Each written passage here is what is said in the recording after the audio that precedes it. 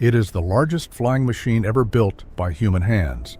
804 feet long, longer than the Titanic, longer than 3 football fields end to end. It carries passengers in private cabins with a smoking lounge, a dining room with white linen tablecloths, and a baby grand piano made of aluminum. It has crossed the Atlantic Ocean 10 times without incident. It is filled with 7 million cubic feet of the most flammable gas on Earth. And on the evening of May 6, 1937, as it drifts down toward a mooring mast in New Jersey in front of newsreel cameras and a live radio broadcast, it has 37 seconds left to exist. 37 seconds. That is all it takes for the greatest flying machine in human history to become a falling skeleton of fire. This is the story of the Hindenburg, and this is the story of the man whose voice, in that moment, became one of the most famous sounds ever recorded. The burning oath exists to tell you the truth about fire, every kind of fire, in every form it takes. Sometimes that fire burns inside a building, sometimes inside a forest, and sometimes, as you are about to see, it burns inside the largest flying machine human beings have ever built, in front of a live audience, in front of newsreel cameras, while a 31-year-old radio reporter named Herbert Morrison stands directly underneath it with a microphone in his hand. What happened next produced one of the most famous 3-word phrases in the history of recorded sound. It also ended an entire era of human travel in less than 1 minute. This is the burning oath. We don't look away, not from the fire, not from the fall, not from the sound a man makes when he watches 97 human beings he cannot save. The Hindenburg was not just an airship. It was a political statement, 804 feet long. Commissioned in 1936 by Nazi Germany, she was designed to be the supreme demonstration of German engineering superiority to the entire world. Her tail fins were painted with massive swastikas, unavoidable, unmissable, visible from the ground in every city she passed over. When she flew across New York City, across Boston, across the eastern United States, millions of Americans looked up and saw the symbol of the Third Reich floating silently above their homes, longer than 3 football fields, more graceful than anything they had ever seen fly. The Hindenburg was built to make the world believe that Nazi Germany could build anything, and for 1 year she did. Here is the single fact that makes this entire story possible. The Hindenburg was designed to fly using helium. Helium does not burn. It is inert, stable, and completely safe. The only problem was that in 1937, the only country on Earth that produced helium in industrial quantities was the United States. And the United States had passed a law in 1925 banning the export of helium, specifically because it was considered a strategic military resource that could not be sold to Nazi Germany. So the Hindenburg's German engineers had no choice. They filled her with 7 million cubic feet of hydrogen instead. Hydrogen lifts just as well as helium. Hydrogen is also the most flammable substance known to science. The largest flying machine ever built was, by international politics rather than engineering necessity, a flying bomb. By May of 1937, the Hindenburg had completed a full year of transatlantic passenger service, roughly 170,000 miles of flight, 10 round trips between Germany and the United States, including a special excursion to Rio de Janeiro. She carried businessmen, diplomats, journalists, and the wealthy elite of 2 continents in a level of comfort that no airplane of the era could match. Private cabins, a dining room with china and silverware, a smoking lounge with a single, carefully pressurized airlock door, and views of the ocean from slanted windows unlike anything available on any ship or aircraft. She had never had a serious incident, not one. Passengers who had flown her described the experience as magical, silent, smooth, like floating rather than flying. Confidence in the Hindenburg by the spring of 1937 was absolute. On the evening of May 3, 1937, the Hindenburg lifted off from Frankfurt, Germany, beginning the first of 10 scheduled round trips planned for her second full season of transatlantic service. 97 people were aboard, 36 passengers, and 61 crew. Among the passengers, wealthy tourists, businessmen, an acrobat performer named Josef Spa, traveling with a small dog, and a 13-year-old boy named Werner Döner, traveling with his parents and siblings, returning home to Mexico after visiting family in Germany. Nobody aboard had any reason to believe this crossing would be different from the previous 10. The Atlantic crossing itself, despite strong headwinds that slowed the ship considerably, was almost entirely unremarkable. The Hindenburg had been scheduled to land at Lakehurst, New Jersey on the morning of May 6, 1937. Strong headwinds across the Atlantic had already delayed her by nearly 12 hours. And as she approached the New Jersey coast that afternoon, Captain Max Pruss received word from the ground. A series of thunderstorms was passing directly over the landing field. He made the only responsible decision available to him. He took the Hindenburg out over the Atlantic coastline and flew her in slow, lazy circles for hours, waiting for the weather to clear, waiting for it to be safe to land. For hours. 97 people circled above the New Jersey shore for hours that afternoon, watching the storm clouds, having absolutely no idea that the safest decision of the entire voyage, waiting for the weather, would put them on a collision course with something far worse than a thunderstorm. At the Naval Air Station in Lakehurst, New Jersey, a ground crew of more than 200 men had been waiting since that morning.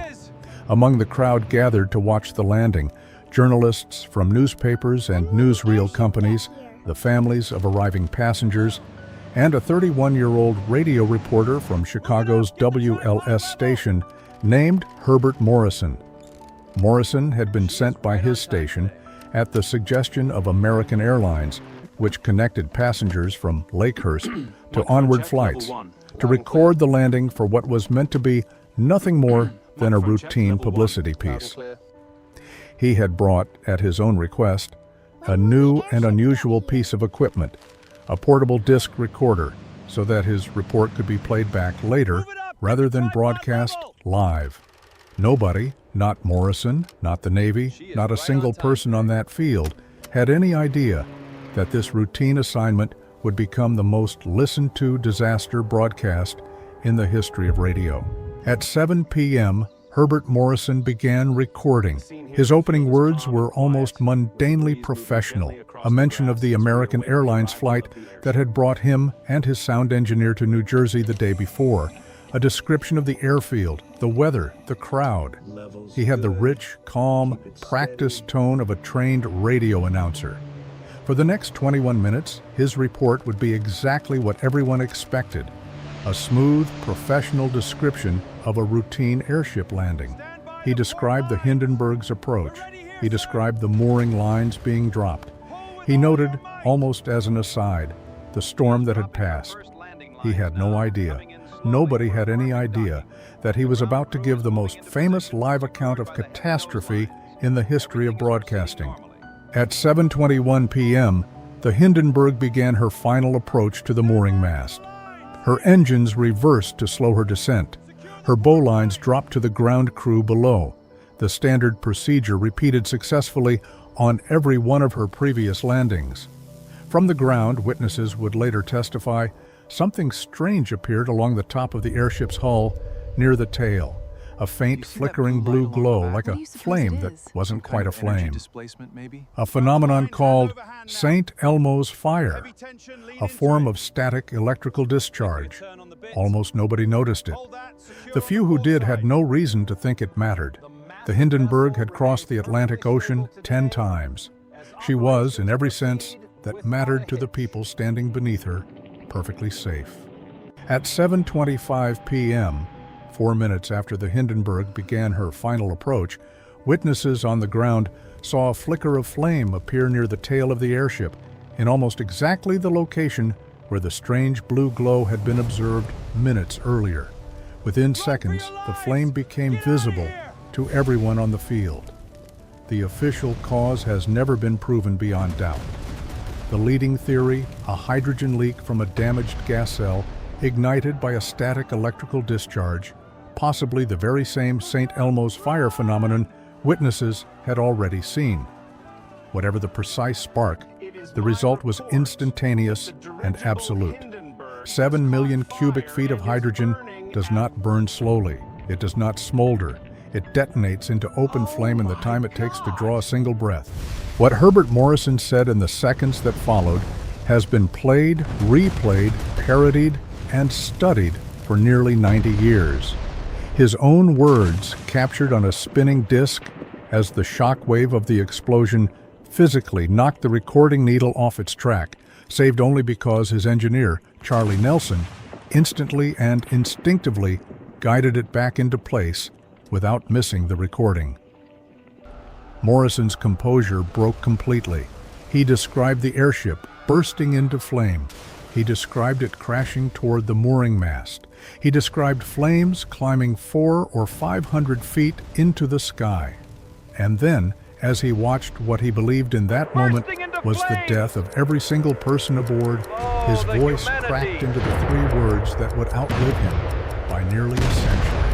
From the first visible flame to the moment the Hindenburg's burning skeleton came to rest on the ground at Lakehurst, only 37 seconds passed. 37 seconds for 804 feet of the largest flying machine ever built to collapse into a fiery, smoking ruin. Inside that falling structure were 97 human beings, passengers and crew. Everyone move to the back of the cabin now! For an ordinary landing, checking away their from the luggage, windows and looking keep forward moving! to seeing family waiting on the ground below them. Now they were inside a burning, falling aluminum skeleton with seconds to make decisions that would determine whether they lived or died. In the chaos immediately following the crash, something remarkable happened that is too often left out of the story. Herbert Morrison did not simply keep narrating from a safe distance. He and his sound engineer, along with members of the ground crew and several journalists, ran directly toward the burning wreckage to help pull survivors free. Morrison would later step away from his microphone multiple times during his nearly 40-minute broadcast, specifically to assist burned and injured passengers. The mythology around this disaster remembers Morrison for a few seconds of broken composure. It far too rarely remembers that the same man, moments later, ran toward an exploding hydrogen airship to drag strangers out of the fire. Here is a fact that surprises almost everyone who learns the true story of the Hindenburg for the first time. Of the 97 people aboard, 62 survived, 35 died, 13 passengers, and 22 crew members, along with 1 member of the ground crew killed on the field below. The survival rate, given that the airship was filled with 7 million cubic feet of burning hydrogen and fell from the sky in flames, is almost impossible to comprehend. It is explained by several specific factors. The speed of the collapse meant the fire burned mostly upward and outward rather than downward into the passenger gondola immediately. Many people were able to jump from windows in the final seconds before impact, and the ground crew and bystanders, including Herbert Morrison himself, moved toward the wreckage to pull people out rather than away from it.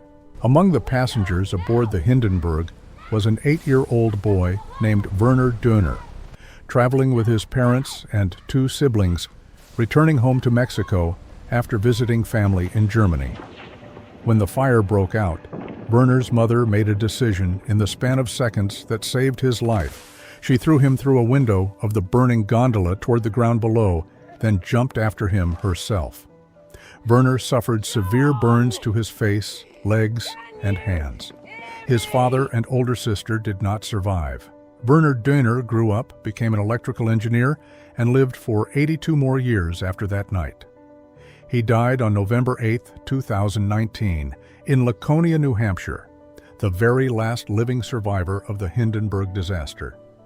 Joseph Spa was a professional acrobat and comedic performer traveling aboard the Hindenburg with a small dog named Ulla.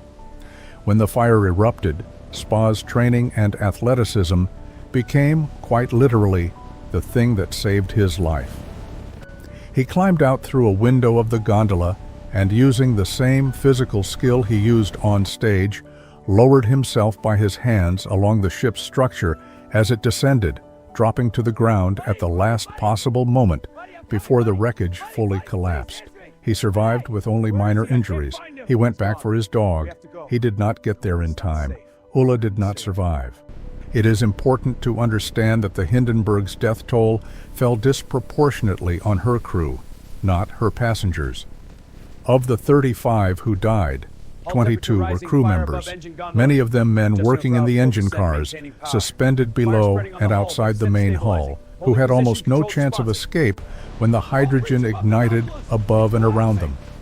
Several crew members remained at their posts in the engine gondolas, attempting to control the ship's descent for as long as physically possible, fully aware of what was happening to the structure around them. Their specific sacrifice, staying at controls inside a burning, falling machine in an attempt to bring it down as safely as possible for the people inside, is one of the least told parts of this story. In the days and weeks following the disaster, both German and American investigators launched formal inquiries into exactly what caused the Hindenburg to ignite. The official 1937 investigation concluded that a static electrical discharge most likely ignited a hydrogen leak from a damaged gas cell near the tail, possibly triggered by the same St. Elmo's fire phenomenon witnesses had observed minutes before the fire began. But no single observer at the official inquiry testified to seeing an actual spark at the moment of ignition. This single unresolved detail has fueled nearly 9 decades of competing theories. Structural failure from stress during a sharp turn just before landing, a static buildup from the storm the ship had just passed through, even, for some, sabotage. To this day, the precise spark that ignited the Hindenburg has never been proven beyond all doubt. The Hindenburg disaster did not merely end one airship, it ended an entire industry. Within days, public confidence in hydrogen-filled passenger airships collapsed completely and permanently.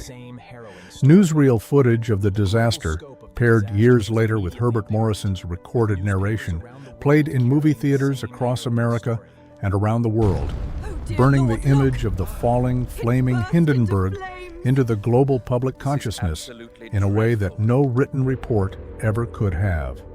The Graf Zeppelin, the Hindenburg's sister ship, was grounded and never flew commercially again. Plans for additional Zeppelin passenger airships were permanently canceled. The age of the great airships, which had begun with such confidence just a decade earlier, ended in 37 seconds on a field in New Jersey.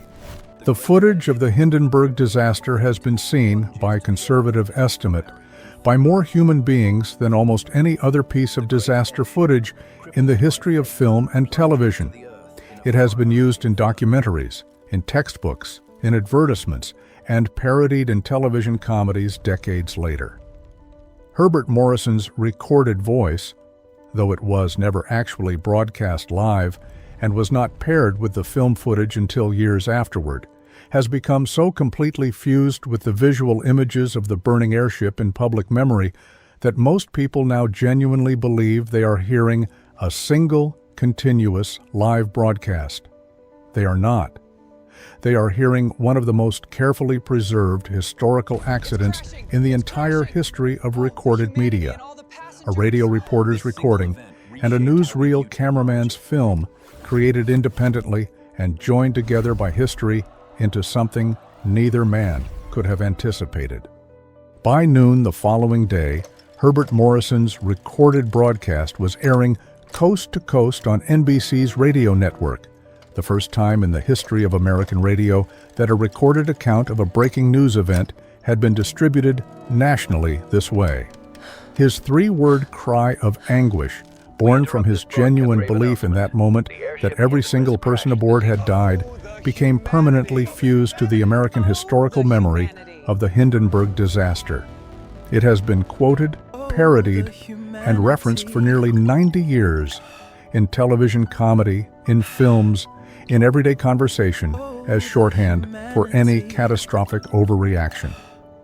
Few of the people who say it casually today know they are quoting the genuine, unguarded grief of a young radio reporter who believed, for one terrible moment, that he was the last living witness to the deaths of 97 human beings. Behind every name on the Hindenburg's casualty list was a family whose life changed permanently in 37 seconds. Wives who became widows, children who lost parents, parents who buried children. The specific grief of these families rarely makes it into the popular retelling of this disaster, which tends to focus on the spectacle of the falling airship and the famous broadcast. But the actual human cost of May 6, 1937, was carried for decades afterward by people who were not aboard the Hindenburg at all, people standing at the edge of a New Jersey field, watching the machine carrying their loved ones turn into a falling wall of fire, with absolutely nothing they could do to stop it. There is a reason this disaster has remained permanently embedded in human memory for nearly 90 years, in a way that many catastrophes with far higher death tolls have not.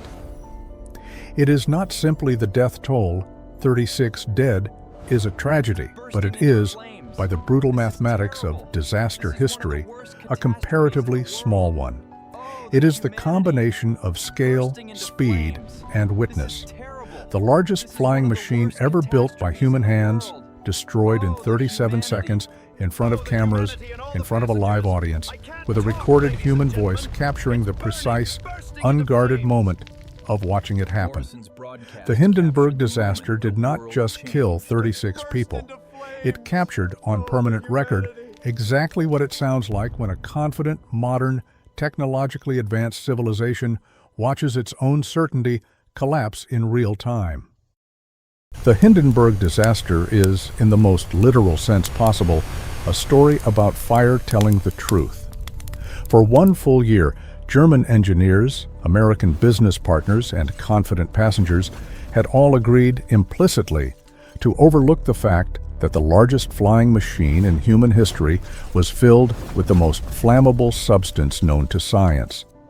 Politics had decided what gas would fill her. Confidence had decided to ignore the risk. And then, on the evening of May 6, 1937, fire arrived and told everyone, in 37 seconds, exactly what they had been choosing not to think about for an entire year. That is what fire does. It does not negotiate. It does not care about politics or propaganda or confidence or schedules. It simply reveals, instantly and completely, what was always true. May 6, 1937, Lakehurst, New Jersey. 97 human beings aboard the largest flying machine ever built. 200 ground crew waiting below. A 31-year-old radio reporter with a new recording machine sent to cover what should have been the most forgettable assignment of his career. 37 seconds later, 36 of those 98 people were dead. An entire industry was finished, and 3 words, spoken in genuine broken grief by a man who believed he was watching everyone die, had entered the permanent vocabulary of human catastrophe. This has been the burning oath. We tell the truth about fire, all of it, even when it falls from the sky. The Hindenburg, 37 seconds, one voice, one recording, and a fire that told the truth about everything the world had been choosing not to see. That is what the burning oath does.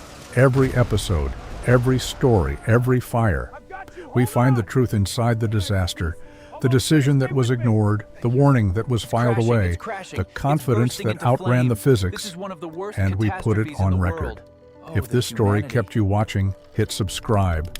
Share it with someone who thinks they already know the Hindenburg story, because they know the footage, they know the phrase, but now they know the whole truth. And that is what this channel is for.